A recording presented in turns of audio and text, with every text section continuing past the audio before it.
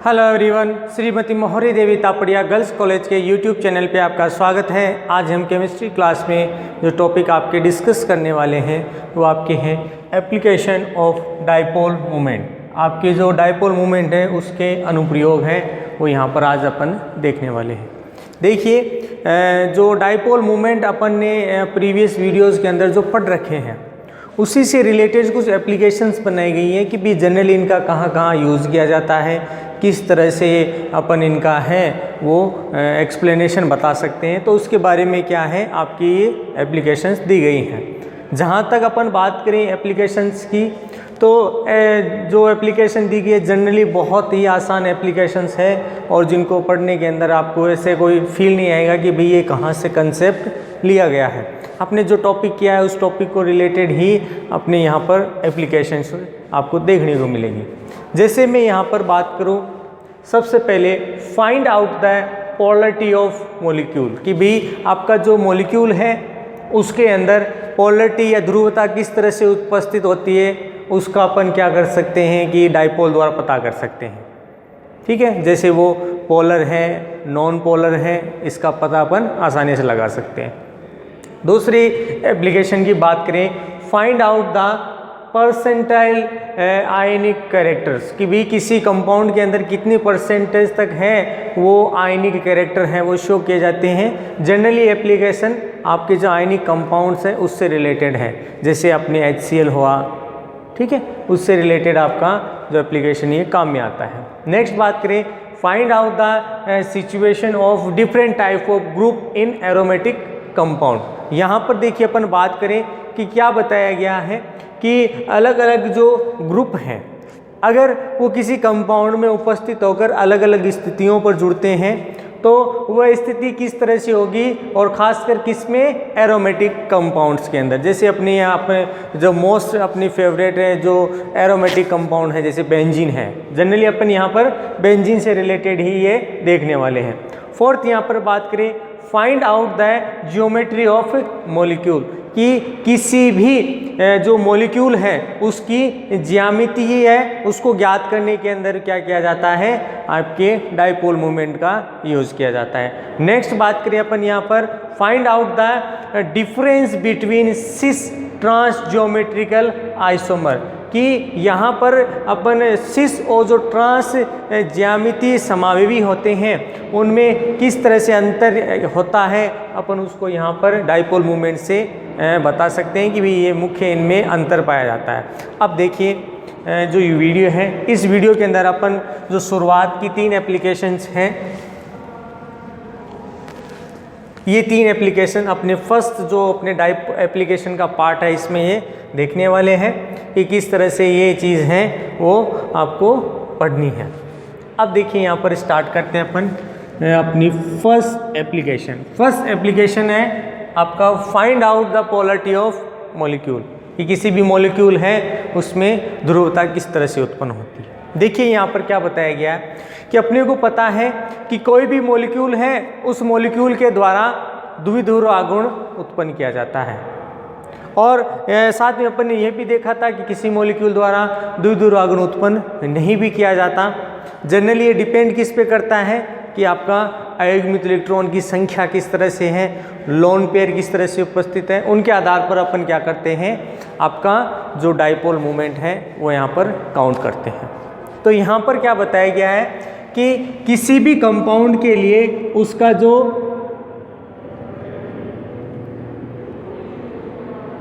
Dipole moment है अगर क्या आता हो, μ = 0 आता है। क्या बताएं कि किसी भी अणु के अंदर जो डाइपोल मोमेंट है अगर 0 आता है, ठीक है, तो यहाँ पर क्या बताया गया है, जो कंपाउंड आपका फॉर्म होगा वो जनरली कैसा होगा, नॉन पोलर होगा, अध्रुवीय होगा। कैसा मॉलिक्यूल होगा, नॉन पोलर मॉलिक्यूल है वो आपका यहाँ पर बनाया जाएगा। और ये जो नॉन पोलर है कंपाउंड बने हैं, या इसको कह सकते हैं, इसे अपन ध्रुवीय प्रकृति आपके किसी भी अणु की बोल सकते हैं। तो यहाँ पर क्या बताया गया कि ये जो ध्रुवीय अणु है जनरली इनके द्वारा किसी प्रकार का द्विध्रुव आघूर्ण नहीं बनाया जाता।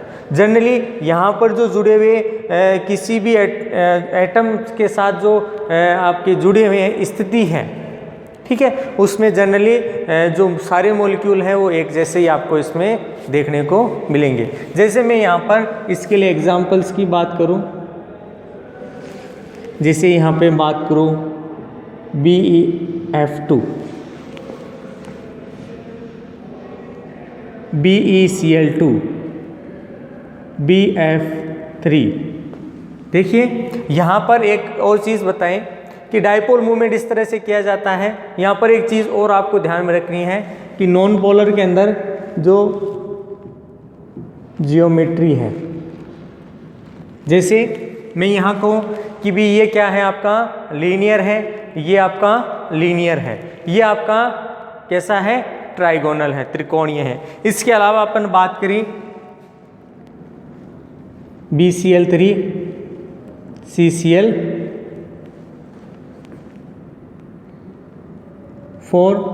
CH4, ये जो मॉलिक्यूल्स हैं, जैसे ये आपके हो गए लीनियर, ये आपके हो गए ट्राइगोनल, ये आपका हो गया टेट्राहेड्रल। तो यहाँ पर अपन बात करें कि जनरली इन कंपाउंड्स के अंदर जो द्विध्रुव आघूर्ण का मान है क्या होता है आपका 0 होता है। और इसमें एक एग्जांपल की और बात करें, जैसे ये आपका है एल्काइन के अंदर, इस ग्रुप के अंदर भी क्या है कि आपका जो डाइपोल मूवमेंट है वो 0 होता है। तो यहाँ पर ये क्या है नॉन पोलर कंपाउंड्स कहलाएंगे कि इनमें अध्रुवीय अणुओं का निर्माण किया जाएगा, और उनमें ये एग्जाम्पल थे। इसके अलावा अपन बात करें अगर किसी कंपाउंड के लिए जो आपका डाइपोल मूवमेंट है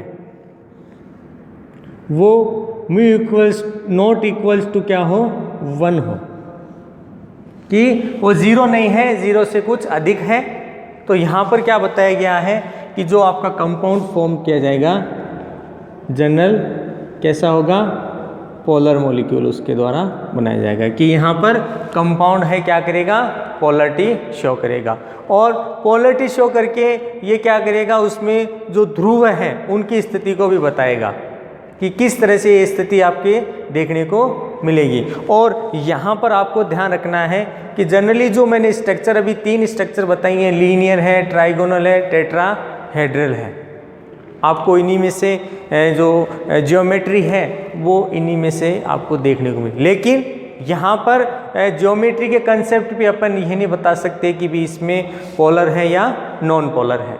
जैसे मैं यहाँ पर कुछ एग्जाम्पल्स लिखता हूँ, जैसे यहाँ पर लिखा मैंने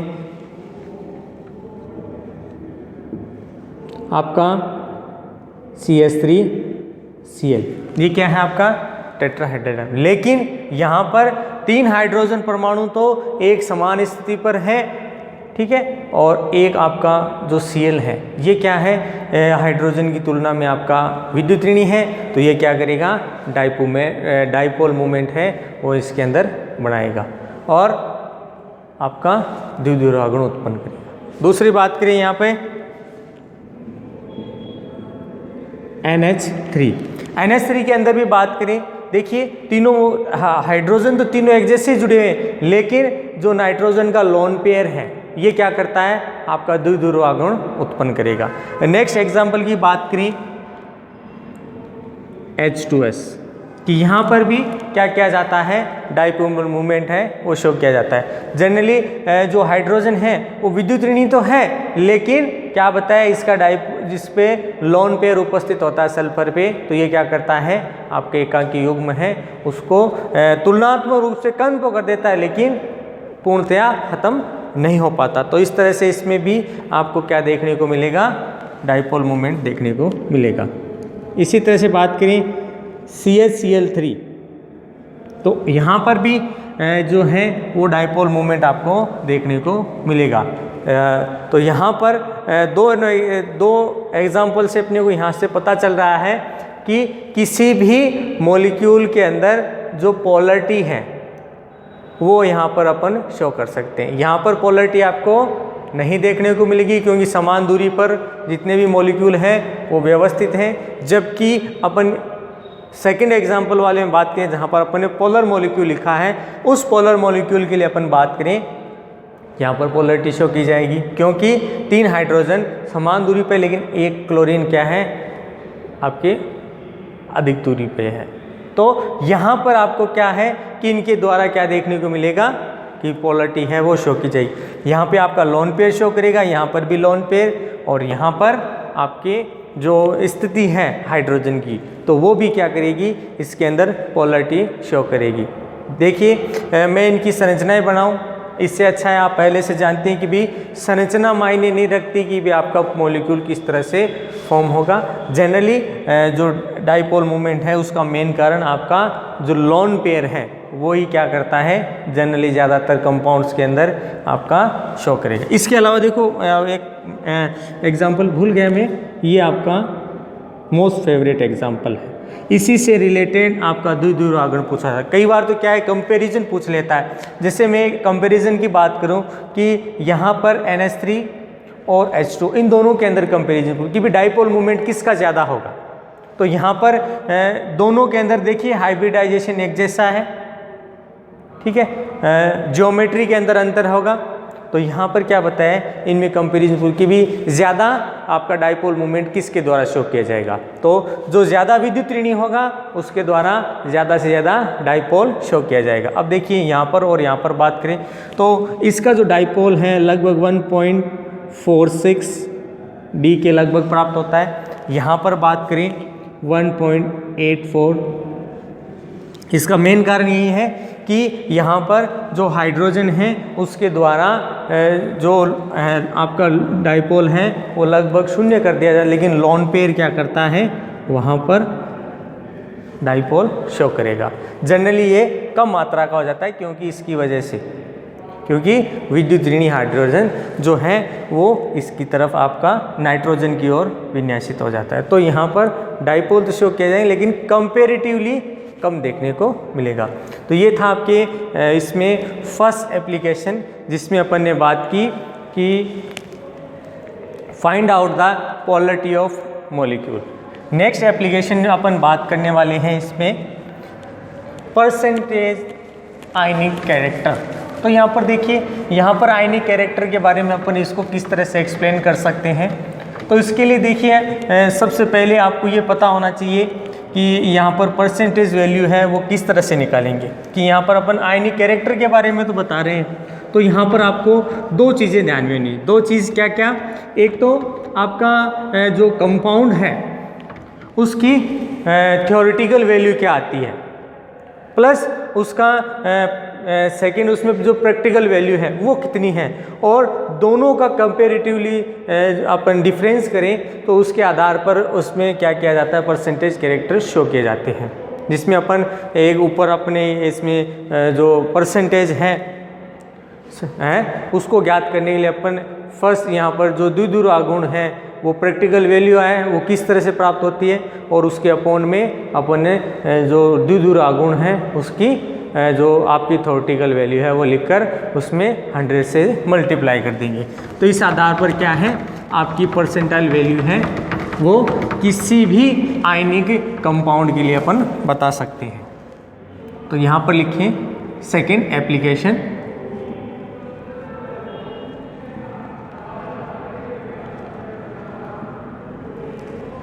देखिए मैंने अभी कहा कि जो द्विध्रुव आघूर्ण है उसको अपन किसके द्वारा एक्सप्लेन करेंगे कि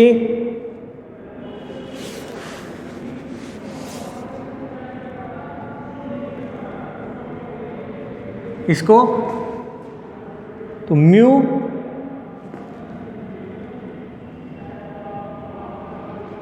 प्रैक्टिकल वैल्यू अपॉन आपके थ्योरेटिकल वैल्यू इनटू 100। इस आधार पर क्या कर सकते हैं अपन किसी भी कंपाउंड है उसके अंदर आयनिक कैरेक्टर है वो शो कर सकते हैं। जैसे मैं यहाँ पर आपके मॉलिक्यूल लेता हूँ आपका HCl मॉलिक्यूल। इस HCl मॉलिक्यूल के अंदर अपन बात करें तो यहाँ पर जो आपका HCl है ये H+ और Cl- के अंदर आपका टूट जाता है भी। अपन ने इसको आयनिक कंडीशन के अंदर दिखा के इस तरह से किया है। अब यहाँ पर अपन बात करें कि इसकी जो थियोरेटिकल वैल्यू है कि वो किस तरह से काउंट करेंगे, तो यहाँ पर कल अपन ने एक वैल्यू लिखी थी 4.8 × 10 ESU।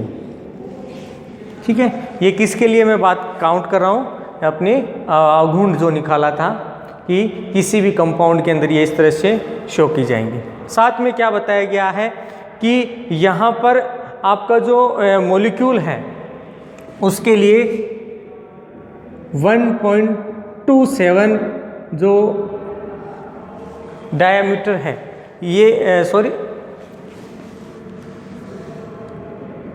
ये जो वैल्यू है ये आपके इसमें आपके जनरली थ्योरेटिकल वैल्यू के अंदर प्राप्त होती है। अब यहाँ पर बात करें कि ये किसके लिए अपन ने बात की, HCl के लिए। ये किरण कौन सी है, थ्योरेटिकल वैल्यू है। इसको अपन मल्टीप्लाई करके निकालें तो लगभग आपका जो वैल्यू है ये 6.09 डायमीटर है, क्योंकि अपन ने क्या कर लिया, इस वैल्यू को डायमीटर के अंदर चेंज कर लिया। नेक्स्ट बात करते हैं कि जो HCl है उसके लिए जब प्रैक्टिकल वैल्यू निकालेगी तो प्रैक्टिकल वैल्यू लगभग आपके इसमें जो प्राप्त होती है 1.03 डायामीटर प्राप्त होती है। देखिए इस वैल्यू को आप अपनी जो बुक है उससे भी मिलान कर लेंगे कि भी ये लगभग ये वैल्यू है वो इतनी ही है या कुछ अलग है। अब क्या करेंगे, इसको अपन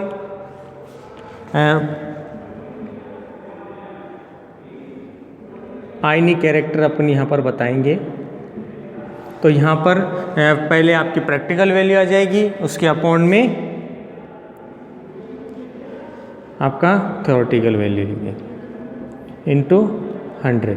तो देखिए यहाँ पर अपन इसको जब मल्टीप्लाई करते हैं तो लगभग ये जो वैल्यू है वो कितनी आती है, 16.9% कैरेक्टर है वो देखने को मिलते हैं। तो यहाँ पर क्या बताया गया है कि जो HCl है उसमें जो ID के कैरेक्टर हैं वो इतनी मात्रा का आपको देखने को मिलेंगे। तो सेकंड जो एप्लीकेशन थी आपके डाइपोल मोमेंट द्वारा, कि अपन यहाँ पर अपन कह रहे हैं कि जो डाइपोल मोमेंट है उसके द्वारा अपन आयनिक के कैरेक्टर को क्या कर सकते हैं, शो कर सकते हैं। और उसके लिए एक फॉर्मूला है और ये फॉर्मूला लगाकर अपन अलग अलग वैल्यू लिखकर इसको क्या कर सकते हैं, एक्सप्लेन कर सकते हैं। तो ये थी आपके इसके लिए जो प्रैक्टिकल वैल्यू है वो। यहाँ पर आपको ध्यान रखना है कि यहाँ पर जो आवेश का मान है दोनों पे, जैसे इस पे पॉजिटिव इस पे नेगेटिव, दोनों में एक तरह का चार्ज है कि एक पे पॉजिटिव नेगेटिव, तो यहाँ पर ये डाइपोल बना देता है कि भाई यहाँ पर इस तरह से इसमें डाइपोल है वो शो किया जा सकता है। नेक्स्ट बात करें यहाँ पर अपन जो इसकी थर्ड एप्लीकेशन है। थर्ड एप्लीकेशन में आपके क्या बताया गया है कि find out the situation of different type of group in aromatic compound, की कोई एरोमेटिक कंपाउंड है और उसमें अलग अलग स्थितियों पर आपका कोई फंक्शनल ग्रुप जुड़ा हुआ है और वो ग्रुप क्या करेगा, अलग अलग स्थितियों पर जुड़कर उसके अंदर अलग अलग आपका क्या करेगा, इसके अंदर डाइपोल शो करेगा। अब देखिए ये जो डाइपोल है वो किस तरह से शो किया जाता है। तो यहाँ पर सबसे पहले बात करें एरोमेटिक कंपाउंड में।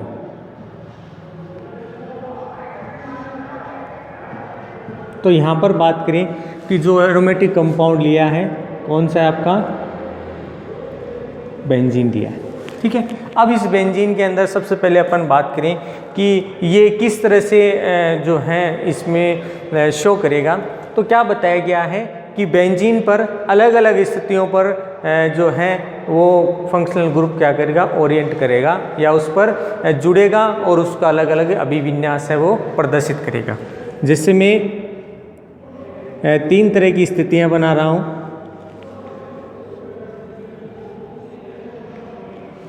क्योंकि अपने को पहले से पता है कि बेंजीन है उसमें 3 तरह की कंडीशन आपको देखने को मिली, ऑर्थो मिल सकती है, मेटा मिल सकती है और पैरा। इन तीनों स्थितियों पर क्या है, कोई फंक्शनल ग्रुप जुड़ सकता है। और ये क्या कहलाता है आपके, इसका ओरिएंटेशन कहलाएगा कि भी इसमें इस तरह से जुड़ेगा। तो यहाँ पर क्या बताया गया है कि अगर अपन इसके अंदर बात करें कि इसमें डाइपोल मूवमेंट सबसे ज़्यादा कहाँ होगा, सबसे कम कहाँ होगा, और जो है अपन इसमें सबसे कम वाली बात करें, तो यहाँ पर क्या बताया गया है कि जो ऑर्थो कंडीशन है इस पर सबसे ज़्यादा डाइपोल मूवमेंट शो किया जाएगा, क्योंकि जो इस स्थितियों पर होंगी तो दोनों के द्वारा मैक्सिमम क्या किया जाएगा, डाइपोल किया जाएगा कि भाई द्विध्रुव की स्थिति आपको देखने को मिलेगी कि भी यहाँ पर ध्रुवता है वो ज़्यादा उत्पन्न होती है, क्योंकि यहाँ पर भी कार्बन है और इसके साथ हाइड्रोजन जुड़ा होगा। ठीक है, तो उसकी जगह अब क्या लेगा, आपका क्लोरीन लेगा। तो क्लोरीन लेने की वजह से ये क्या होगा, अलग अलग स्थितियों पर शो करेगा। तो क्या बताया, जो ऑर्थो स्थिति है सबसे ज़्यादा क्या करेगा, द्विध्रुव आघूर्ण बनाएगा, फिर मेटा और फिर पैरा। अब यहाँ पर इसको अपन इस तरह से भी समझ सकते हैं कि जब ऑर्थो कंडीशन पर आपका कोई फंक्शनल ग्रुप जुड़ेगा तो उसके बीच में बॉन्ड एंगल कम आएगा, बॉन्ड एंगल कम होगा तो द्विध्रुव आघूर्ण मैक्सिमम। फिर और बात करें मेटा में, तो फिर ऑर्थो की तुलना में मेटा के अंदर बॉन्ड एंगल और ज़्यादा होगा। ठीक है, तो यहाँ पर तुलनात्मक जो डाइपोल है वो कम हो जाएगा। और पैरा स्थिति पर ऐसा होता है कि पूरा का पूरा डाइपोल क्या हो जाता है, शून्य हो जाता है। अब देखिए इसको अपन इसको एक्सप्लेन करते हैं। जैसे मैं यहाँ पर इसको लिखूँ,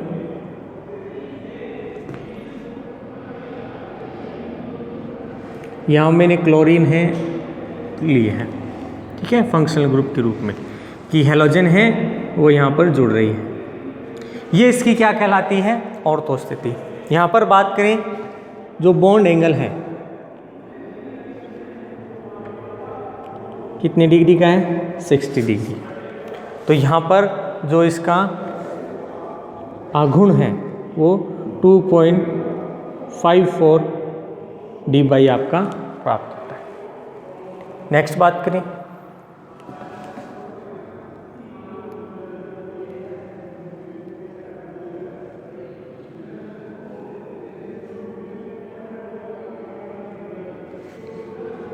यहाँ पर आपका Cl और यहाँ Cl। यहाँ पर बात करें तो आपका जो बॉन्ड एंगल है कितने डिग्री का है, 120। तो कंपेरेटिवली अभी बात की तो यहाँ से इस स्थिति में देखें तो यहाँ पर कंपेरेटिव वैल्यू कम आएगी। तो यहाँ पर μ = 1.48 डायामीटर के लगे। ठीक है, तो यहाँ पर ये आपकी वैल्यू प्राप्त होगी। नेक्स्ट बात करें, यहाँ पर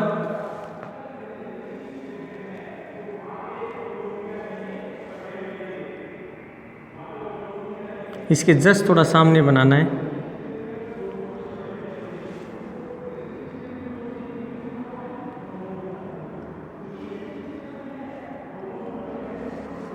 अब यहाँ पर Cl जुड़ा हुआ है, यहाँ पर Cl जुड़ा है। तो यहाँ पर अपन बात करें इसके एंगल की बात करें तो एंगल है आपका 180 डिग्री। तो देखिए कंपेरेटिवली बॉन्ड एंगल लगातार बढ़ रहा है, बॉन्ड एंगल लगातार बढ़ रहा है। तो मतलब क्या है, अपन इसको इस तरह से समझ सकते हैं कि आपका ये वैल्यू क्या होगा, खत्म। अब यहाँ पर देखिए बात करें तो ये इस तरफ ये एक दूसरे विपरीत स्थिति में है, तो ये एक दूसरे के जो डाइपोल है उसको क्या कर देंगे, शून्य कर देंगे। तो यहाँ पर आपका μ = क्या हो जाता है, 0 हो जाता है। और ये क्या है आपका नॉन पोलर की तरह बिहेव करेगा। बस थोड़ा सा इतना ही ध्यान रखना है, यहाँ पर पोलरिटी है तो मतलब पोलर मॉलिक्यूल है आपका शो करता है। तो डियर स्टूडेंट, ये थे आपके 3 एप्लीकेशन जिसमें अपन ने बात की कि फर्स्ट यहाँ पर जो पोलरिटी ऑफ किसी मॉलिक्यूल के अंदर पोलरिटी किस तरह से है अपने उसको एक्सप्लेन किया, परसेंटाइल आयनिक कैरेक्टर है उसको एक्सप्लेन किया, और जो थर्ड अपने हैं एरोमेटिक कंपाउंड की जो स्थितियाँ हैं कि भाई इसमें कोई फंक्शनल ग्रुप आकर जुड़ता है और वो जुड़कर क्या करेगा, अलग अलग स्थितियों पर आपका बॉन्ड एंगल दिखाएगा और बॉन्ड एंगल के आधार पर अपन कह देंगे कि भाई इनमें इस तरह से चुंबकीय जो आघूर्ण है वो यहाँ पर उत्पन्न किया जाए। खासकर आपको यहाँ पर यही ध्यान रखना है कि जब एरोमेटिक कंपाउंड के अंदर डाइपोल का पूछा जाए तो यहाँ पर आपको ध्यान रखना है कि ऑर्थो स्थिति पर डाइपोल सबसे ज़्यादा, मेटा स्थिति पे उससे कम और सबसे कम आपका जो पैरा कंडीशन है उस पर आपको देखनी है। तो ये था आपके 3 एप्लीकेशन डाइपोल मूवमेंट से रिलेटेड। नेक्स्ट वीडियो के अंदर अपन इससे रिलेटेड जो 2 एप्लीकेशन आपकी बच गई, find out the geometry of molecule, कि भी किसी मॉलिक्यूल की ज्योमेट्री किस तरह से निकाल सकते हैं उसको एक्सप्लेन करेंगे। देखिए यहाँ पर आपका हाइब्रिडाइजेशन है और अपन यहाँ पर सब डिस्कस करने वाले हैं इसके अंदर। नेक्स्ट बात करें, find out the difference between cis and trans geometrical isomer, कि यहाँ पर ये जो सिस और ट्रांस ज्योमेट्री है किसी के द्वारा बनाई जाती है तो उसमें किस तरह से ये एक दूसरे से भिन्न होती हैं, अपन उसका भी एक्सप्लेनेशन करने वाले हैं। आई होप यू आपको वीडियो पसंद आएगा। वीडियो को लाइक करें, शेयर करें और इससे रिलेटेड जो नोट्स हैं वो बनाते रहें। और इस वीडियो को देखने के लिए धन्यवाद।